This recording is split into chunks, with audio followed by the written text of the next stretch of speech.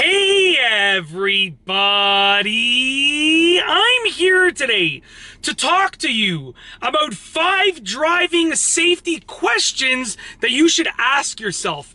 In this video, I will specifically be going over 5 questions regarding driving safety that you should ask yourself that will help you to allow yourself to be the safest driver possible. Let's get right into the video. Question number 1 is, did I do all of my safety checks?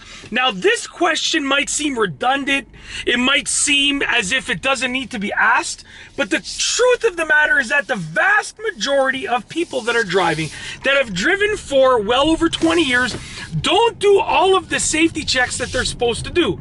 They might do some of them, they might do most of them, but so many drivers don't do all of them. And I shouldn't say the majority, because I don't know if it's over 50%, but a high percentage of drivers don't do all of their safety checks. What are the safety checks that you're generally supposed to do? Well, signaling. So many drivers don't signal, but signaling is super important. It's not exactly a safety check, but you should check if you signaled, okay? So it kind of is a safety check, okay? Checking your rear view mirror, okay? With any movement, for the most part, you're gonna have to check your rear view mirror. Checking one of your side mirrors or both, either your left or your right or both, and then checking one of your blind spots or both, depending on the movement. So with all of that being said, it's important to ask yourself these questions of, did you do your safety checks? Because your safety checks are what truly allow you to be safe on the road. Question number 2 is the traffic gap big enough to proceed?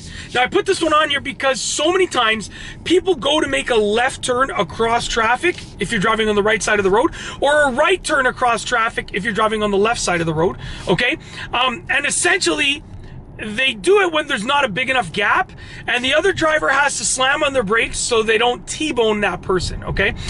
Before you proceed to make any type of movement that requires a gap in traffic, whether it's a turn or any type of thing, okay? Especially U-turns. Believe it or not, a very high percentage of accidents happen during U-turns, compared to other turns. Especially U-turns, ask yourself, is the traffic gap big enough? And ask yourself, is it more than big enough? You want it to be more than big enough so that, if there's a problem with your car, if your car doesn't move as fast as you think it's going to move, you're still going to have a big enough space, okay? Number 3, am I maintaining a safe following distance? So you want to maintain a following distance of between 2 and 3 seconds, between your car and the car in front of you if the road conditions are ideal. If the road conditions are not ideal, snowing, raining, hailing, sunny, blah, blah, blah, then that number has to be even higher, okay? So how do you measure your following distance? Well, essentially, you want to look at when the car in front of you passes a milestone, like a sign or a light or a house or whatever, and then start counting. 0, 1, 2, 3, and figure out, and onwards, figure out whenever you pass that same milestone.